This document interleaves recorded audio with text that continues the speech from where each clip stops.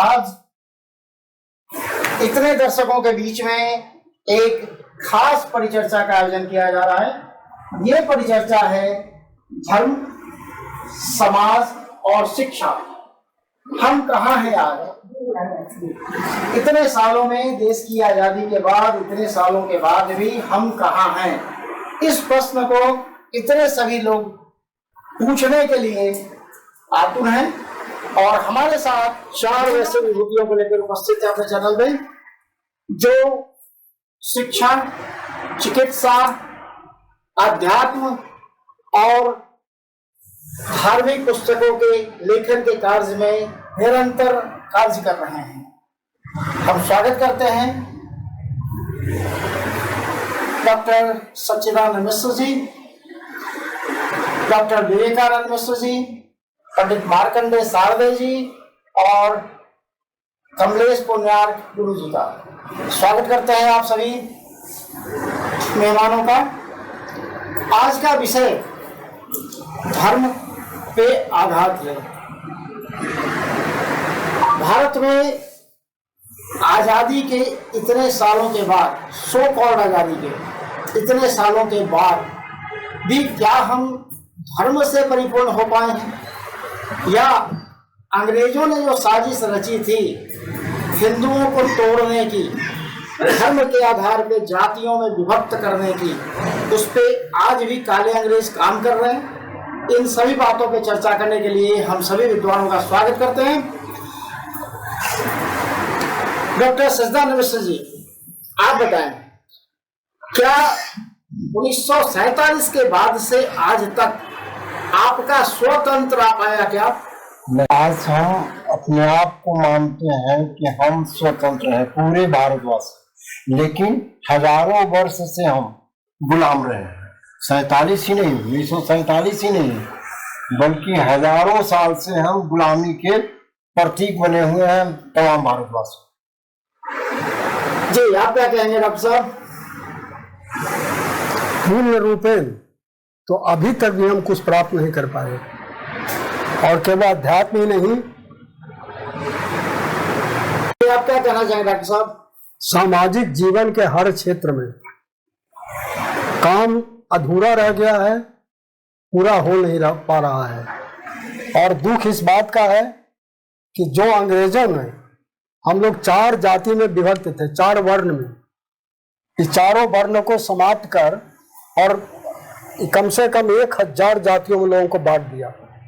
ये ऐसा किया था अंग्रेजों ने इसलिए किया। 4 था ना, पहले वेद शास्त्र में कृष्ण ने ये तो 4 जाति बताए थे ना, कि 4 ही वर्ण है। अच्छा, इस पे विस्तार से मार्कंडेय जी जवाब देंगे क्योंकि धर्म पे हैं। हाँ, जैसा विवेकानंद जी ने कहा कि भगवान श्री कृष्ण ने 4 वर्णों का उल्लेख किया था और आज 44,444 जातियों में अंग्रेजों ने विभक्त कर दिया।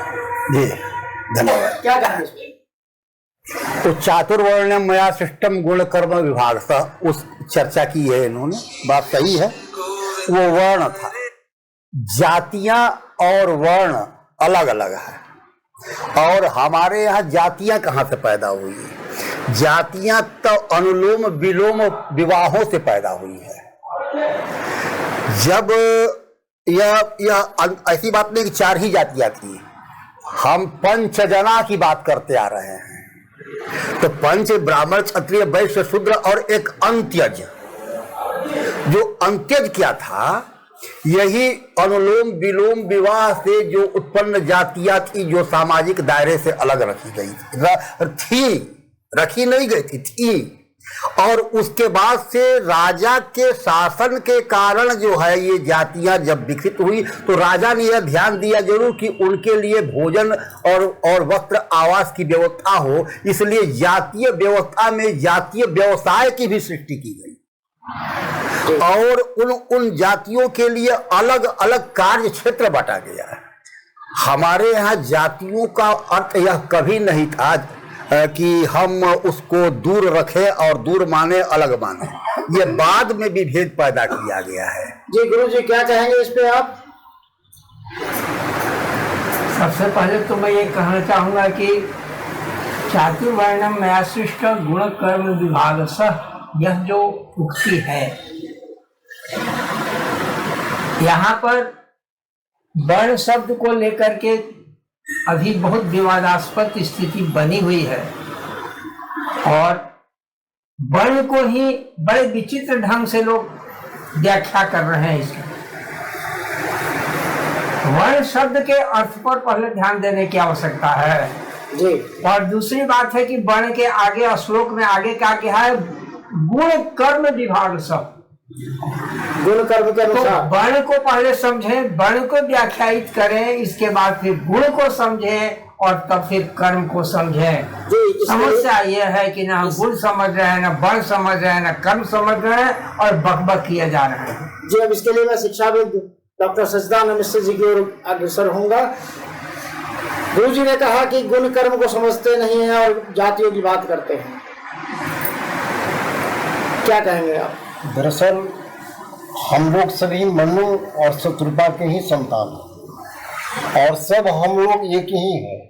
कर्म के अनुसार वर्ण की व्यवस्था की गई, ये हमारे धर्मशास्त्रों में। ये 1947 तक 546 रियासत जो भारतीय थे, उसमें सभी जातियों के राजा थे। पासी के भी राजा थे, चमार के भी राजा थे, दुसाध के भी राजा थे, डोम के भी राजा थे, क्षत्रियों के भी राजा थे। तो राजाएं सब थे, तो फिर वो दलित कहाँ थे डॉक्टर साहब? दलित कहाँ थे? दलित तो कभी रहे नहीं, अंग्रेजों ने दलित बनाया भाई। हम लोग का दलित शब्द कहाँ था? हिंदुओं में दलित और अपर होता नहीं है, सवाल ही नहीं। जी नहीं, देखिए, यह केवल अंग्रेजों के समय की बात नहीं है। या आप जब ये पांडव लोग जब निकलते हैं दिग्विजय के लिए, तो अनेक जातियों के राजाओं से भेंट होती है। किरात राजा भी ये जो है आभीर आदि थे, और सबसे भेंट होती है। सब जो है राजा का मतलब ही होता है क्षत्रिय गुण का होना। क्षत्रिय गुण का मतलब क्या था? छतात किलत त्रायत इत्युदग्रह छत्र से शब्द भुवनेषु रूढ़, माने जो लोगों की रक्षा करे वह क्षत्रिय था, यह अर्थ था। और इस राजा भी यही करता था। प्रजा का अर्थ क्या होता था? पुत्र, संतान। तो प्रजा जिसकी है वह राजा हमारे पिता है, तो वह पिता पुत्र संबंध था हम लोगों में। इसलिए राजा की जाति नहीं होती थी, राजा का धर्म नहीं होता था, राजा का केवल कर्म होता था। मतलब एक तरह से कंसेप्ट है कि राजा धर्मनिरपेक्ष होगा, हाँ जी, और प्रजा धार्मिक होगी।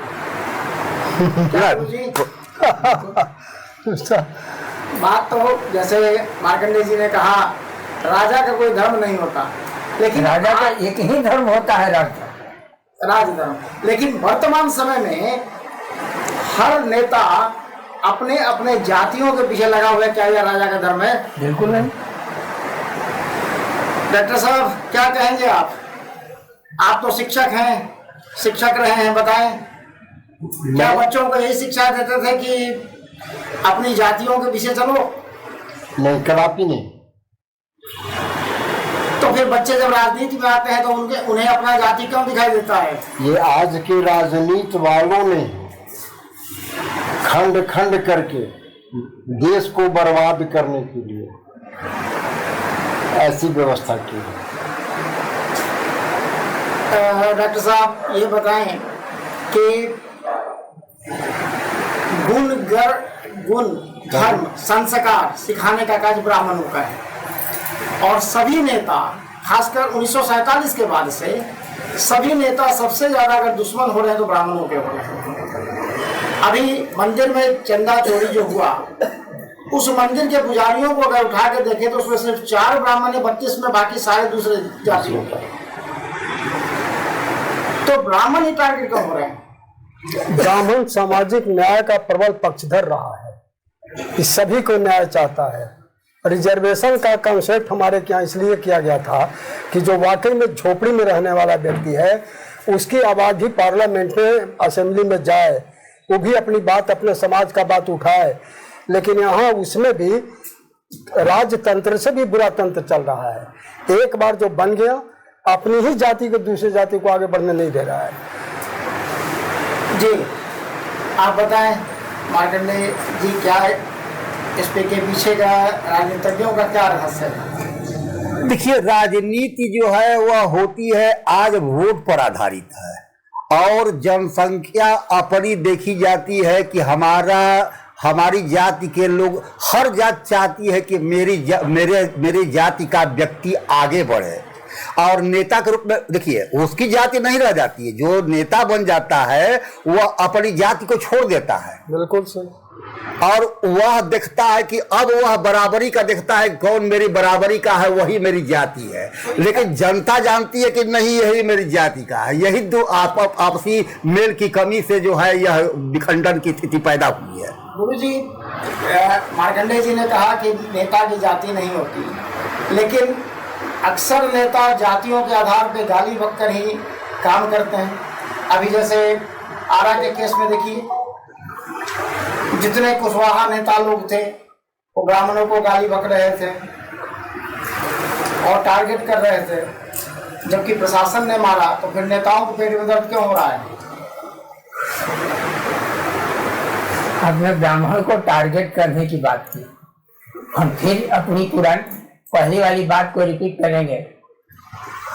ये टारगेट जो हो रहा है वो ब्राह्मण, तथाकथित ब्राह्मण जाति पर हो रहा है, न कि चातुर्वर्ण में शिष्ट गुण कर्म विभाग सह वाले ब्राह्मण पर। बिल्कुल सही। ब्राह्मण जाति नहीं है, ब्राह्मण एक व्यवस्था है, और उस व्यवस्था में एक डोम भी हो सकता है, और एक ब्राह्मण भी डोम की व्यवस्था में हो सकता है। बिल्कुल। तो ऐसे भी तो वो टारगेट जो किया जा रहा है वो ब्राह्मण पर किया जा रहा है, ब्राह्मण जाति पर किया जा, ब्राह्मण पर किया ही नहीं जा सकता है। ऐसे भी तो गोत्र के अनुसार देखेंगे तो जो गोत्र ब्राह्मण, गोत्र तो नहीं, घालमेल मत कीजिए, यही सब अभिनेता वाली घालमेल है। उल्टा पलटा, कहीं का ईंट कहीं का रोड़ा, भानुमती ने कुंबा जोड़ा। ये गोत्र शब्द बहुत बड़ा, गोत्र just like university, degree of university. हम मगध यूनिवर्सिटी के स्टूडेंट हैं, पटना यूनिवर्सिटी के स्टूडेंट हैं, हम फलाने गोत्र के हैं, फलाने गोत्र के हैं। एक गोत्र जो है वो एक ब्राह्मण में भी मिलेगा, चमार में भी मिलेगा, डोम में भी मिलेगा। क्या वो एक है?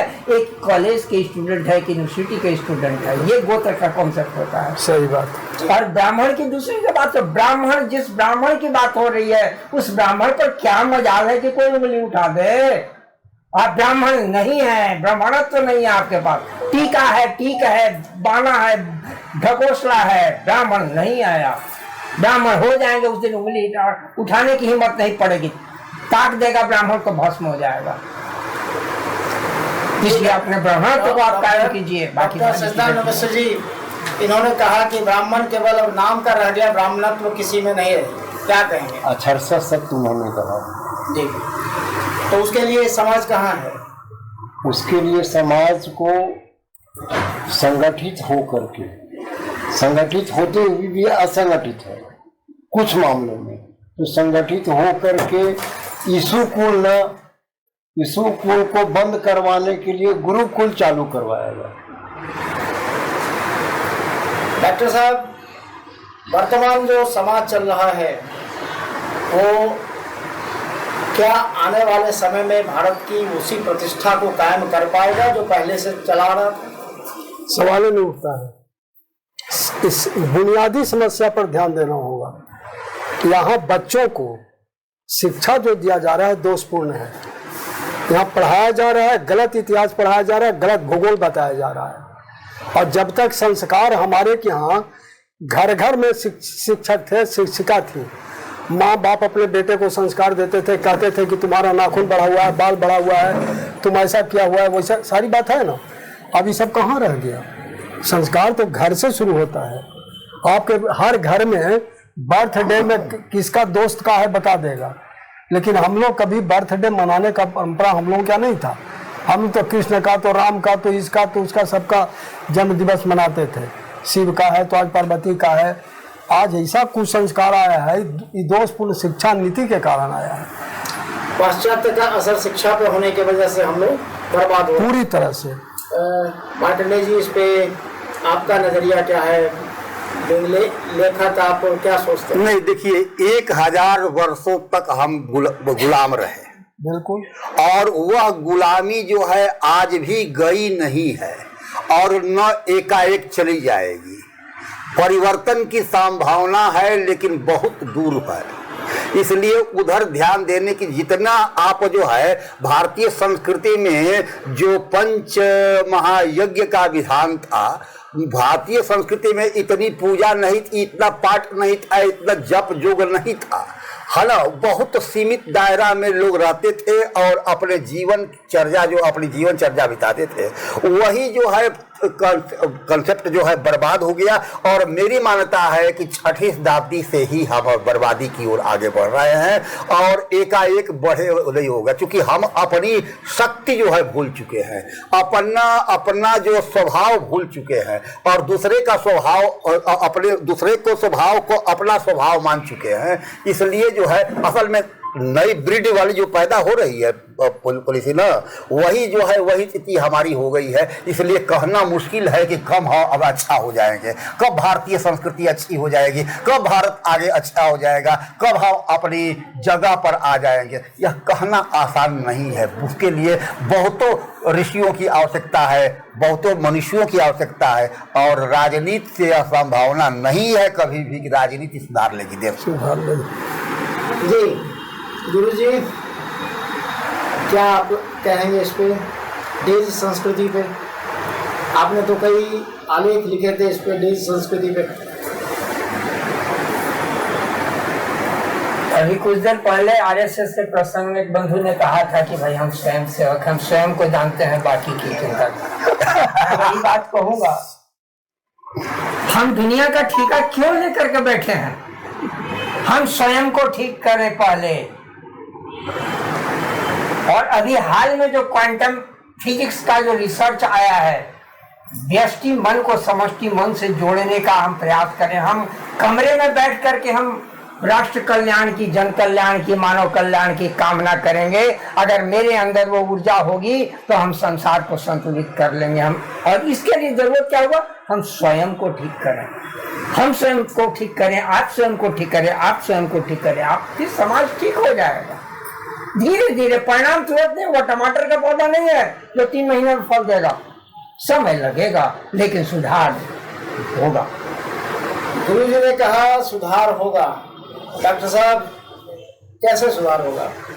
एकमात्र उपाय है मेघालय की शिक्षा पद्धति को समाप्त कर और गुरुकुल, क्योंकि ईसा ईसवी सन स्टार्ट हुआ ईसा मसीह से और वो यीशु कुल हो गया।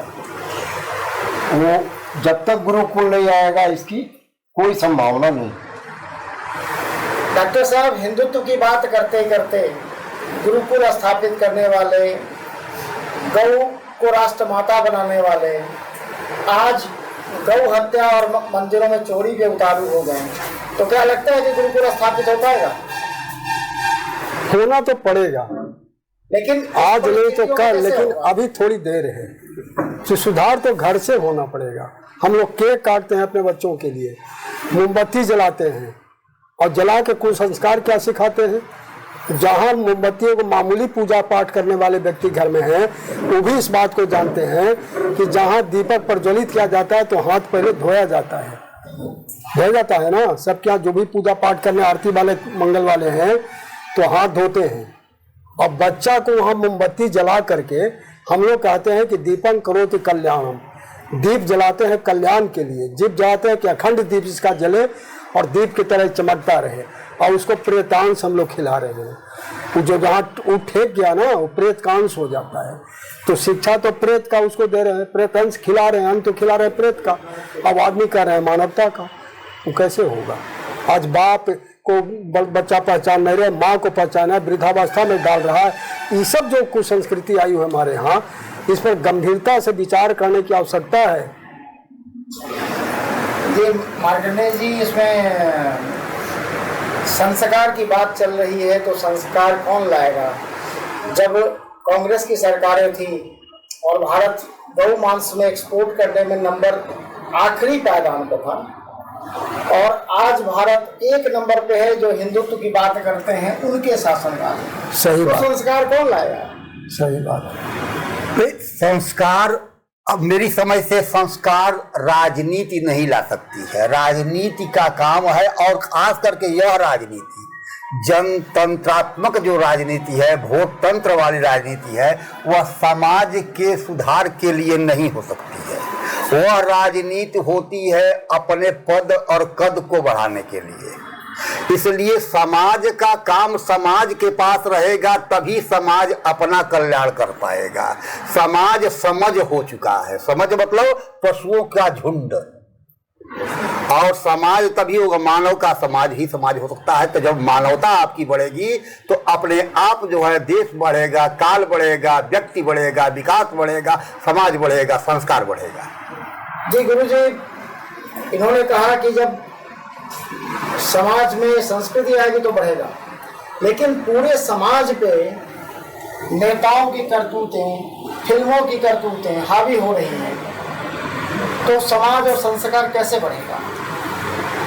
आप वोट के समय हिंदू हो जाते हैं और वोट लेने के बाद आप ईसाई और इस्लाम के लिए काम करने लगते हैं, तो ये कौन सा चरित्र है नेताओं का? नेताओं का चरित्र तो हमेशा हास्यास्पद रहा है, संदेहास्पद रहा है। जी डॉक्टर साहब, इस पे आप क्या कहेंगे? इन्होंने कहा कि नेताओं का चरित्र संदेहास्पद और हास्यास्पद रहा है। आप खुद राजनीतिक पार्टी से बिलोंग करते थे, क्या कहेंगे? इसीलिए आज हम काफ़ी शर्मिंदा हैं।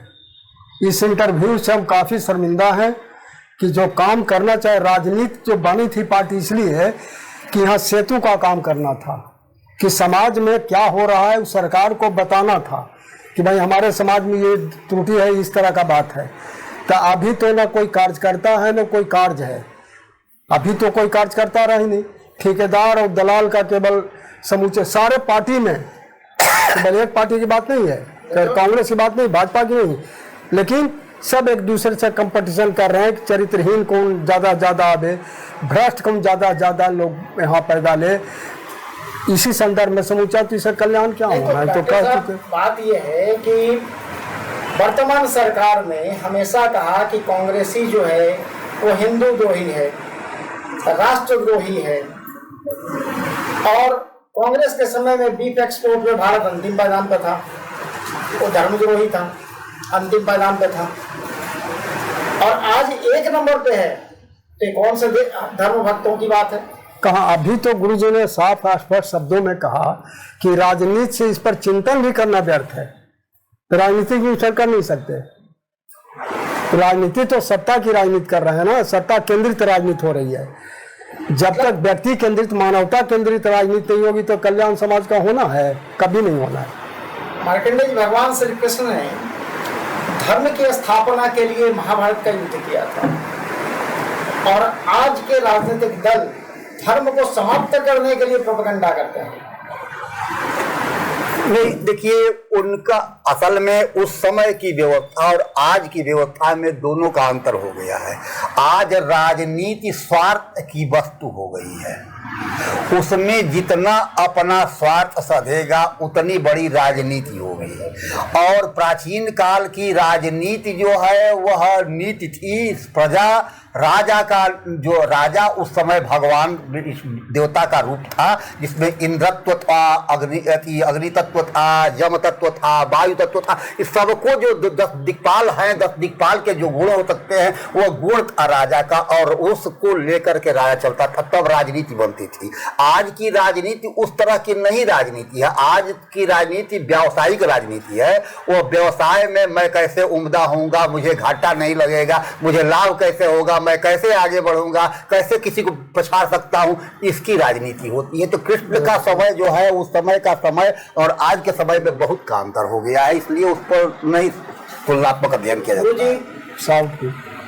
गुरुजी, इन्होंने कहा कृष्ण का समय अलग था और आज का समय अलग है।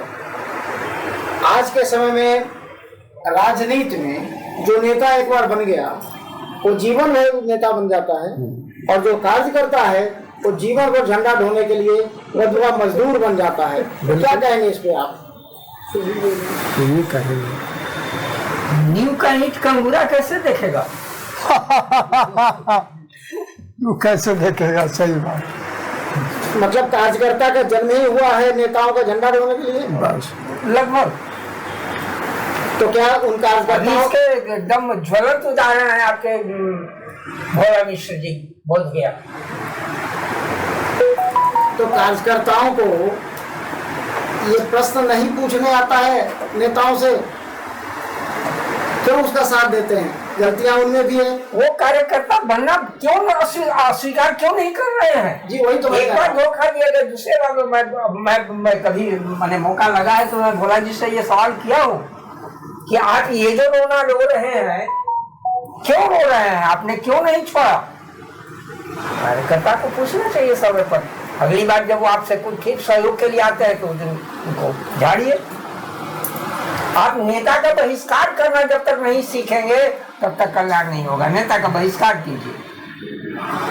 जी बहुत बहुत आभार आप सभी मेहमानों का। आपने बहुत अच्छी चीज कही।